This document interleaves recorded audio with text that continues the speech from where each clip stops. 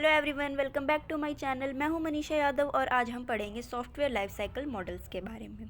I triple E जो है एक हमारी स्टैंडर्ड ग्लोसी टर्मिनोलॉजी होती है हमारे सॉफ्टवेयर लाइफ साइकिल्स के अंदर। देखो, सॉफ्टवेयर लाइफ साइकिल क्या होती है कि जब हमारा कोई भी सॉफ्टवेयर जब हम उसे कंसीव करते हैं, मीन्स कि उसके ऊपर हम काम करना शुरू करते हैं और जब उस पर हम काम ख़त्म कर देते हैं, तो सारे जो टाइम पीरियड्स होते हैं ना, वो एक टर्मिनोलॉजी के थ्रू होती है। और इन टाइम पीरियड्स के अंदर जो एक सॉफ्टवेयर होता है ना, उसको डिफरेंट डिफरेंट फेजेस से होकर गुजरना पड़ता है। यही चीज़ें जो है मैंने वर्ड्स में लिखे हुए हैं, आप पढ़ सकते हो इन सारी चीज़ों को कि the period of time that starts when a software produce is conceive and ends when the product is no longer available for use. The software life cycle typically includes a requirement phases. बहुत सारी requirement phases से होकर गुजरना पड़ता है उसको। Design phase, test phase, implementation, installation उसकी check करी जाती है, एंड जो है उसकी मेंटेनेंस देखी, मेंटेनेंस फेज़ भी होती है कि भाई कितने टाइम पीरियड तक उसको हम मेंटेन करेंगे। एंड कई बार क्या होता है कि उसकी रिटायरमेंट फेज़ भी हम देख लेते हैं, क्योंकि कोई भी एक सॉफ्टवेयर होता है, एक अगर मान लो कि उससे अगर एडवांस सॉफ्टवेयर आ गया तो ऑब्वियसली जो पहले वाला जो सॉफ्टवेयर है उसको रिटायर कर देते हैं, उसको हम कम यूज़ करते हैं। तो एक जो सॉफ्टवेयर लाइफ साइकिल मॉडल जो होता है ना, पर्टिकुलरली रिप्रेजेंट करते हैं हम एक SDLC हमारा जो है सॉफ्टवेयर डेवलपमेंट लाइफ साइकिल के थ्रू, जिसके अंदर जो है बहुत सारी लाइफ साइकिल्स आती हैं। लाइक जो मोस्ट पॉपुलर है हमारी वो है waterfall life cycle, prototype and spring model life cycle models जो हैं, ऐसे करके बहुत सारी लाइफ साइकिल्स होती हैं। बट जो मेन है ना, हम वो वाली कवर अप करेंगे। नेक्स्ट वन जो है हमारा कोड एंड फिक्स मॉडल। देखो, कोड और जो फिक्स मॉडल होते हैं ना, इसको जो है हम जो छोटे सॉफ्टवेयर्स होते हैं ना, उनके लिए बनाते हैं। मीन्स कि उन सॉफ्टवेयर्स का ज़्यादा यूज़ नहीं होता।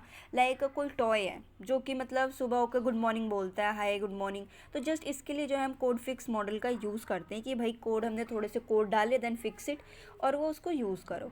तो ये जो है मतलब काफ़ी कम यूज़, लॉन्गर यूज़ के लिए नहीं होता। बड़े बड़े सॉफ्टवेयर्स या कॉम्प्लेक्स सॉफ्टवेयर्स आप इसके थ्रू जो है आप डेवलप नहीं कर सकते हो। तो code and fix is the simplest approach of product constructions without a specification or attempts of design. मतलब इसके अंदर ज़्यादा जो है मैन पावर की भी ज़रूरत नहीं होती है। मीन्स जो इंटर्न्स होते हैं ना, उनको सिखाने के लिए भी कई बार हम कोड एंड फिक्स मॉडल का जो है यूज़ करते हैं। इसके अंदर क्या होती है कि रैंडम सी कोडिंग होती है। आप रैंडम ऑर्डर में जो है अपने फेजेस को जो है ट्राई आउट कर सकते हो। लाइक आप सॉफ्टवेयर डेवलप करते जा रहे हो, उसकी रिक्वायरमेंट्स आती जा रही हैं, रैंडमली आप कोड डाल रहे हो, देन अगर वो वर्क कर गया तो ठीक है। तो इस क्या है कि स्मॉल प्रोजेक्ट्स के लिए होता है and unacceptable for a large and complex system. जैसे कि मैंने आपको बोला कि ये बड़े बड़े प्रोग्राम्स के लिए और उनके लिए कॉम्प्लेक्स सिस्टम्स के लिए ना बहुत ज़्यादा डिफिकल्ट हो जाता है, क्योंकि इसमें आप कोई भी अगर बड़ा प्रोग्राम अगर आप बनाते हो ना, तो उसके अंदर आप अगर रैंडमली कोई भी चीज़ करते हो, लाइक आपने सॉफ्टवेयर शुरू किया बनाना और देन उसके बाद आप तुरंत टेस्टिंग प्रोसीजर पे पहुंच गए, टेस्टिंग फेज़ करने लग गए, तो ऐसा नहीं होता है। उसमें पहले आपको लाइन वाइज आपको चलना होगा। लाइक सबसे पहले हमारी रिक्वायरमेंट फ़ेज़ होती है, तो आपको रिक्वायरमेंट फ़ेज़ से होके देन डिज़ाइन फ़ेज़ से होके गुजरना पड़ेगा। बट इसके अंदर क्या है कि ये सारी चीज़ें नहीं होती हैं, और कोड एंड फिक्स मॉडल का देखो बहुत कम यूज़ होता है आज के टाइम पे। एंड इसका रीज़न यही है इसका कम यूज़ होने का कि बिकॉज आजकल कोई भी जो है सिंपल सॉफ्टवेयर यूज़ करना ही नहीं चाहता। सबको जो है कॉम्प्लेक्स वाले चाहिए, मीन्स कि ज़्यादा फीचर्स वाले चाहिए। कोई भी सॉफ्टवेयर देखो कॉम्प्लेक्स कब होता है, जब हमें फीचर्स ज़्यादा चाहिए होती हैं, तो चीज़ें जो है क्या है कॉम्प्लेक्स हो जाती हैं। किसी भी अब जो सॉफ्टवेयर बनाने वाली कंपनी है, अब उसको भी तो एडवांस दिखना है मार्केट में, उसकी भी जो है रेंज हाई होनी चाहिए, मतलब उसकी प्रोडक्ट क्वालिटी भी हाई होनी चाहिए। एंड देन जो है उसके सॉफ्टवेयर्स के अंदर कुछ नई चीज़ होगी, तभी तो कस्टमर्स उनको यूज़ करेंगे। लाइक आप मोबाइल का एग्जांपल ले लो। अब एप्पल देखो, अगर एप्पल हर साल एक नया फ़ोन लॉन्च कर रहा है, तो उसके अंदर कुछ ना कुछ नया फीचर तो वो देता ही है। लाइक वो कैमरा ब्रॉड कर दे, या फिर जो पिक्सल्स बढ़ा दे, उनकी कलर में डिफरेंस दे दे, तो जिसकी वजह से जो है वो मार्केट वैल्यू उसकी बढ़ रही है। अगर मान लो वो हर साल कोई चेंजेस ना दे अपने फ़ोन के अंदर, एंड देन तो उसकी मार्केट वैल्यू तो घट जाएगी ना। इसीलिए जो है अब मार्केट में क्या है कि भाई वैल्यूज़ बढ़नी चाहिए प्रोडक्ट की, जिसकी वजह से जो है कुछ ना कुछ चेंजेस देते रहते हैं। तो चीज़ें क्या है कॉम्प्लेक्स हो जाती हैं, सॉफ्टवेयर्स कॉम्प्लेक्स हो जाती हैं, फिर जिसकी वजह से जो है कस्टमर्स को थोड़ा सा समझने में भी डिफ़िकल्टी होती है। बट चीज़ अच्छी चाहिए तो कॉम्प्लेक्सिटी भाई कस्टमर इग्नोर कर देता है। अब देखो इसके एडवांटेजेस क्या होते हैं कि नो एडमिनिस्ट्रेटिव ओवरहेड, कोई भी एडमिनिस्ट्रेटिव नहीं होता है।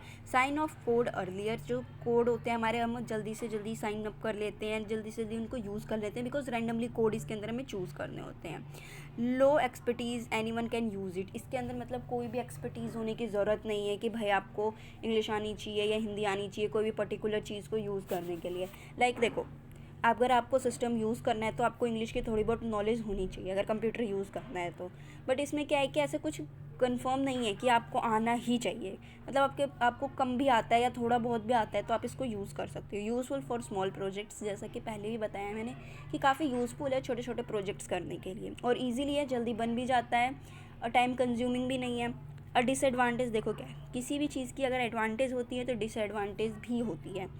नो विजिबिलिटी कंट्रोल, इसके ऊपर जो है हमारा कंट्रोल बिल्कुल नहीं होता है, क्योंकि हम रेंडमली कोई भी चीज़ यूज़ कर रहे हैं तो, और फेजेस भी जो है हम डिफरेंट डिफरेंट फेजेस से होकर गुजरते हैं, उसमें भी हम रेंडमली यूज़ करते हैं, तो जिसकी वजह से क्या है कि हमारी विजिबिलिटी एंड कंट्रोल जो होता है ना उससे सॉफ्टवेयर के ऊपर से ऑलमोस्ट ख़त्म हो जाता है।